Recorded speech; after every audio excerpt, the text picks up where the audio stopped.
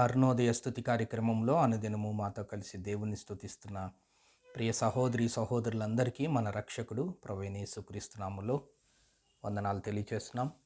నేటి ఉదయకాలం ముందు మన స్తుతి అంశం యేసుక్రీస్తు మరణము ద్వారా మనము తండ్రి సన్నిధికి దేవుని సన్నిధికి చేరగలిగాం. ఎఫెసీయులకు రాసిన పత్రిక 2వ అధ్యాయం 18వ వచనాన్ని చదువుకుందాం. ఆయన ద్వారానే మనము ఉభయులము ఒక్క ఆత్మయందు తండ్రి సన్నిధికి చేరగలిగి ఉన్నాము. ప్రియ సహోదరి సహోదరులారా, ఈ ఉదయకాలం మందు ఈ అనుదిన అరుణోదయ స్తుతి కార్యక్రమంలో భాగంగా యేసుక్రీస్తు మరణము ద్వారా మానవాళికి కలిగిన కొన్ని ప్రయోజనాలని, మేలుల్ని మనము ఒక్కొక్కటిగా జ్ఞాపకం చేసుకుంటూ అట్టి స్థితిని బట్టి మన దేవాతి దేవుణ్ణి స్తుతిస్తూ వస్తూ ఉన్నాం.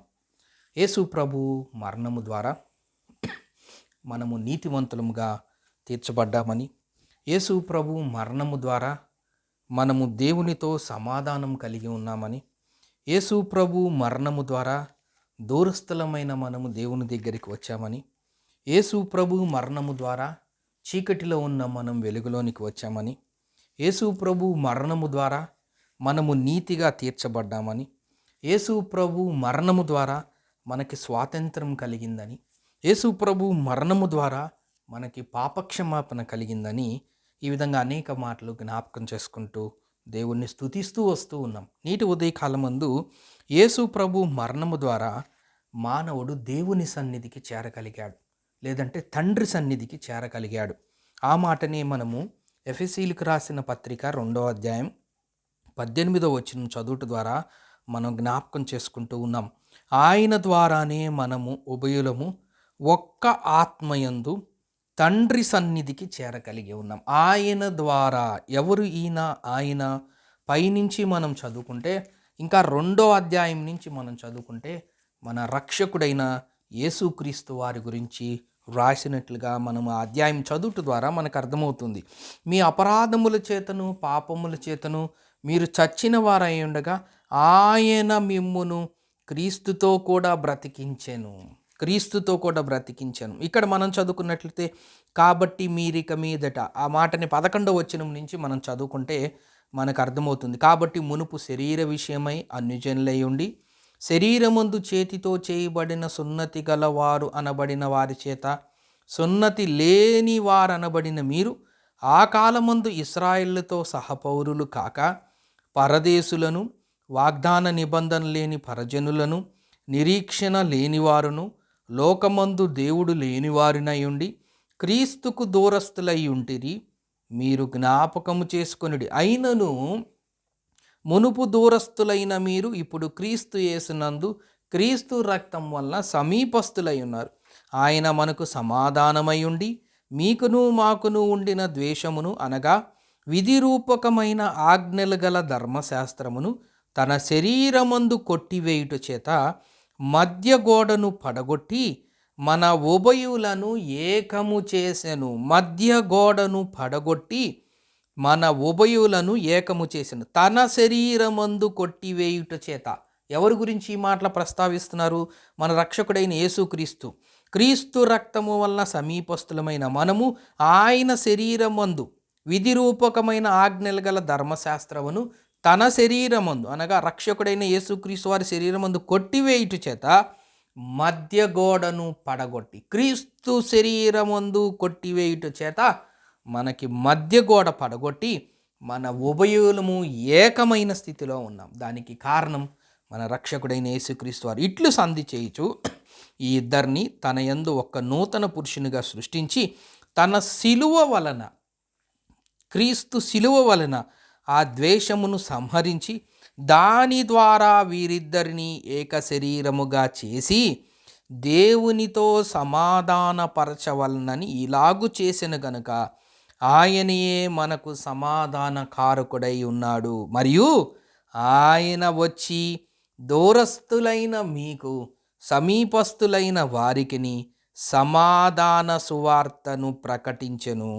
ఆయన ద్వారానే మనము ఉభయులను ఒక్క ఆత్మయందు తండ్రి సన్నిధికి చేరగలిగి ఉన్నాము. మనము ఆత్మరూపంలో తండ్రి సన్నిధికి చెందిన వారం. శరీరపక్షంగా ఈ లోకంలో మనం ఉండిన వారమే.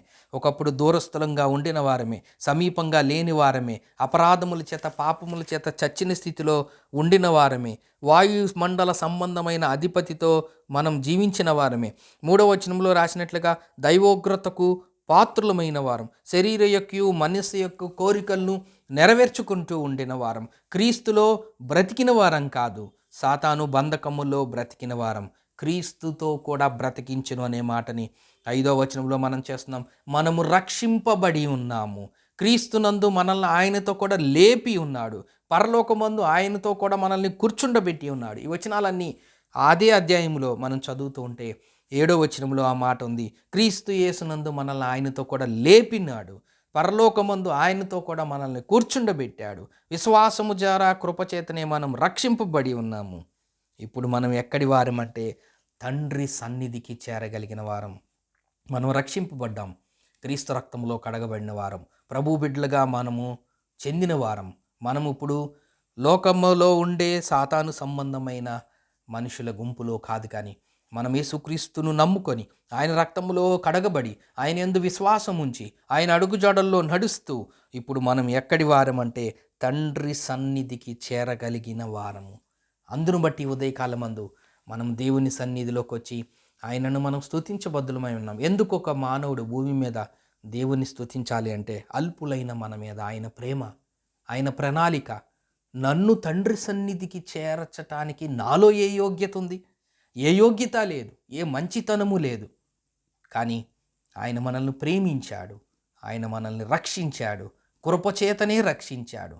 పాపముల చేత చచ్చిన మనల్ని ఆయన బ్రతికించాడు. బ్రతికించటమే కాదు, పాపములు తీసివేయటమే కాదు, పరిశుద్ధునిగా తీర్చటమే కాదు, ఆయన బిడ్డలుగా ఉంచటమే కాదు, పరలోక పట్టణములో వారసులుగా చేయటమే కాదు, తండ్రి సన్నిధిలో చేరగలిగే స్థితిలో మనల్ని ఉంచాడు. దానికి కారణం ఆయన మరణం. అట్టి స్థితిని మనం జ్ఞాపకం చేసుకుంటూ ఏ యోగ్యత లేని మనలకు తండ్రి సన్నిధికి చేరగలిగే గొప్ప ధన్యతను మనకు ప్రసాదించిన ఆ రక్షకుడైన విమోచకుడైన యేసుక్రీస్తు వారిని జ్ఞాపకం చేసుకుంటూ ఈ ఉదయకాలమందు ఆయనను స్తుతిద్దాం. దేవుడి కొన్ని లేఖన భాగాలు మన కొరకు దీవించునుగాక. ప్రార్థన చేసుకుందాం. ప్రేమగల తండ్రి, నమ్మకమైన మా దేవ, మీకు స్తోత్రం వందనములైనా. మీ మరణం మాకు దీవెనకరంగా మీరు మార్చారు. మీరు మరణించి తిరిగి లేచుట ద్వారా, మిమ్మల్ని విశ్వసించుట ద్వారా, మేము రక్షింపబడుట ద్వారా, పరిశుద్ధులుగా తీర్చబడట ద్వారా తండ్రి సన్నిధికి చేరగలిగే గొప్ప భాగ్యాన్ని మీరు మాకు దయచేసినందుకు అందును బట్టి ఉదయకాలమందు జ్ఞాపకం చేసుకుంటూ మిమ్మల్ని స్తుతిస్తూ యేసుక్రీస్తు నామమున స్తోత్రం చెల్లించి ప్రార్థన చేస్తున్నాం తండ్రి. ఆమెన్.